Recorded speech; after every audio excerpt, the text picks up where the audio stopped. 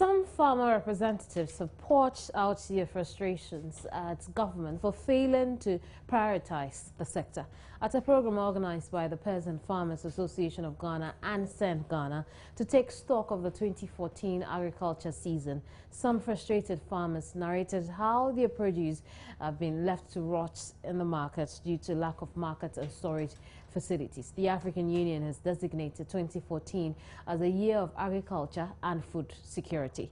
The year also marks the 10th anniversary of the adoption of the Comprehensive Africa Agriculture Development Program. Tomorrow, October 16, is also World Food Day. The focus of this year's Food Day celebration is on the significant role that smallholder farmers play in feeding the world. In the poorest parts of Africa and Asia, around 500 million small family farms are responsible for 80% of all food production.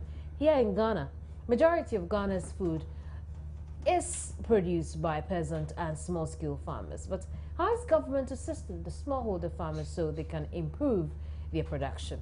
What about reducing post-harvest losses, access to fertilizer, perhaps good roads to cut farm produce to market centers? Let's see how well the government has been doing. With me in the studio is Charles Kowe Nyaba. He's Programs Officer with Peasant Farmers Association of Ghana.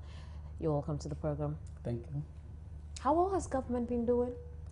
Yeah, policy-wise, I would say government attempted introducing a series of policies that seeks to address the numerous problems of which you just enumerated some of them. But our concern has to do with how can we translate these policies to increase productivity. That's our problems. For instance, if you are setting up mechanization center, which is to provide tractor services, combine harvesters, power tillers, to enable the farmers increase productivity, how do they access them? Even those centers, how are they closer to the communities where the farms are? We talk about extension services, which is key, because we all saw what is happening in the education sector, the health sector, where teachers and then nurses are treated in a way to be able to deliver their services to the students. When it comes to agriculture, it's different ball game altogether. For instance, the number of extension officers to farmer ratio, we did a research in 2012, it was around one extension officer providing services to about 3,000 farmers. In other places like Brown Half region, we had a case where one extension officer was providing service to about 7,000 farmers. Apart from the numbers, there are several challenges that is making it difficult for farmers to actually receive new technology that will lead to increased productivity. For instance, there are no motorbikes. Areas where even the extension officer have motorbikes, no fuel to go to the farm gates. They have no access to internet and other things to also come up with new ideas that will translate to increase in productivity. So what we are suggesting to government, yes, you came up with a series of problems after the CADEP, just like you mentioned earlier on. We introduced a FASDEP 1 and 2, followed by METASEP, that's Medium-Term Agricultural Sector Investment Plan, which was to accelerate the increase in productivity, 6% growth to GDP. And we were to do that by increasing investment to at least 10% to the agriculture sector. In 2008, I think Ghana government, we did well. We increased budgetary allocation to about 13%. But the issue still remains. You go to maize producing areas and you have about 40% post-harvest losses. What happened to the buffer system? It's not able to absorb. That's the point I'm coming. Because the buffer stock system was actually introduced to help farmers store their products. Those farmers who will not have access to market after harvesting will have place to at least send their products there, get money to continue their productivity, and then when prices increase, they'll be able to sell. And also, in case of food shortage, the buffer stock was then to release what they are taking from the farmers into the market. But as we speak, the buffer stock is not working. Because we've also done a research in the areas, and then most of the areas we went, it's not just existent. Few areas that we went, like Tamale, there are middlemen who go to the farmers to purchase and then supply to the buffer stock. They just behave like any other business person. So let's look at this way. How do you expect government to come in when it comes to providing storage facilities? How do you expect government to help out? The point we are making is that government should involve the actors in the sector. I mean, we are ready to provide suggestions as to how to go about it. Ghana Grains Council is trying to actually perform the role as a buffer stock was expected to do. What we do is that we create warehouses in communities, in farming communities, where we think that there is always surpluses in terms of production. We create more of those facilities there. Now we try to finance the facility such that after harvest, for instance, if you take maize, and then a farmer wants to sell to be able to continue his work, he send the product there. For instance, if a farmer have 50 bags of maize, he take it there, then maybe you give him 1,000 Ghana cedis. During the lane season, when the farmer wants to sell, he then come back, you give him 1,000 Ghana cedis to take receipt. You understand? He take the product, sell it, and then pay back to the council. That's why it's work. But it's not working. Why is it not working? Because this one is from the Grain Council. No, the point why is that are you unable to do so? No, the Ghana. Because then I was going to come to what are these peasant farmers also doing to help themselves? Are they trying to learn more when it comes to the new ways of doing things, or leaving everything at the doorstep of government? I think we are moving away from just subsistence farming to commercial farming, and that's why we are trying to migrate most of the smallholder farmers too.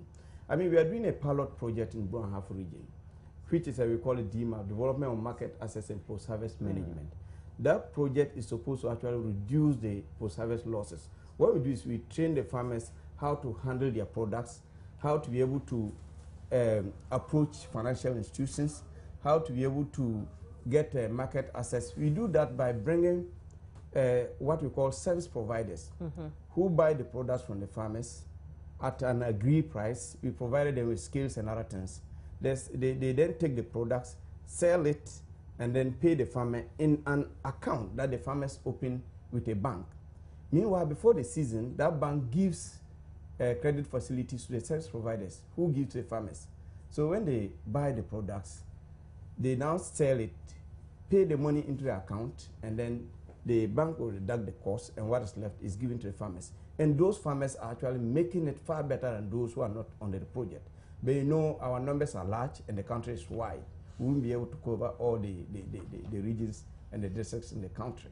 Well, tomorrow's World Food Day. You have raised a number of frustrations ahead of that day. Are we going to see you take some real action on it?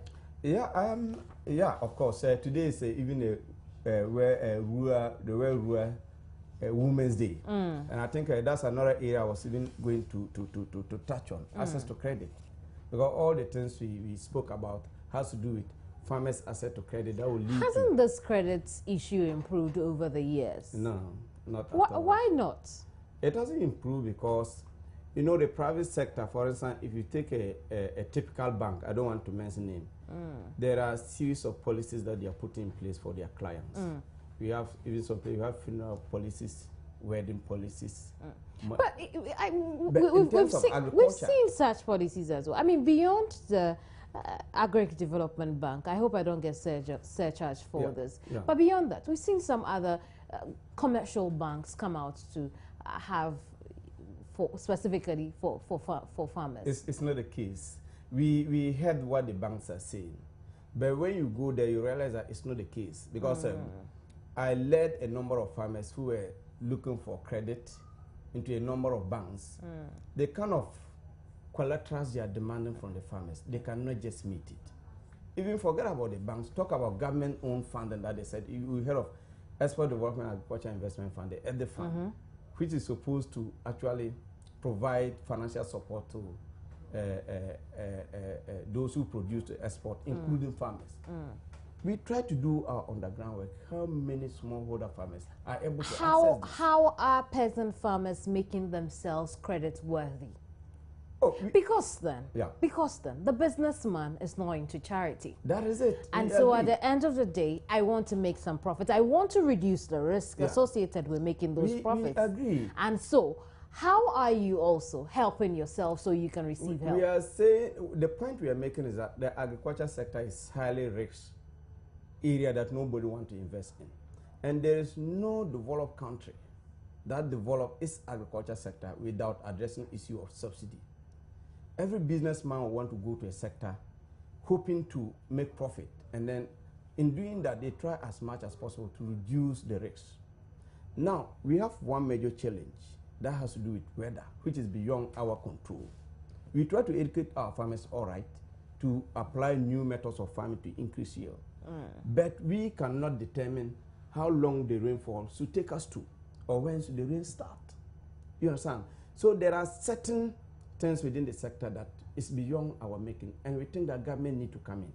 For instance, if you want to actually financial institution to... Does it mean that there's no way at all peasant farmers can make themselves credit worthy? Yeah, we are doing. We will get there, because we are now trying to approach our activities like a typical business person. You understand? Okay. We are training the farmers to even develop business plans, keep proper records, try to record whatever they are doing. You understand? Now the constraint we have is that, just like I was saying, we still need support, because the sector just like... How's that working out? I'm very much interested in keeping records, because if I'm running a financial institution and you come to me without records, I don't see how we can do business, because we need the records. How's that working out so far? Yeah, we are doing that by providing training. We've contracted business consultants to actually develop a business plan. And then we are also trying to reach out to most of the farmers to be in groups, even though some are already in groups, but we are trying to reach more to be in groups, and then we'll provide them with these trainings. Then after that, we want to actually have a dialogue with the financial institutions to see how best they will guide the farmers. For instance, if I'm coming for credit, what and what are you looking for? And how can I take the credit so that the risks will be lower? So we are also calling insurance company to also look at the agriculture sector. How can farmers insure their farms against bad weather? I'm sure if you went to them, they'll cover out a package for you. Perhaps you haven't been proactive. Yeah, we do. Just like I said earlier on, the sector is such that, I mean, some of the issues are just beyond what we can do. For instance, around June, July, fertilizer. Actually, you know, these days, because the land has been used for a very long time and then the population is also increasing, we need to apply more fertilizer to be able to increase yields. A bag of NPK was 100 Ghana cedis average. Some places more, some a little bit less. Farmers need about 3 of that for 1 acre of maize farm. You understand? Previous years, we used to have a subsidized fertilizer.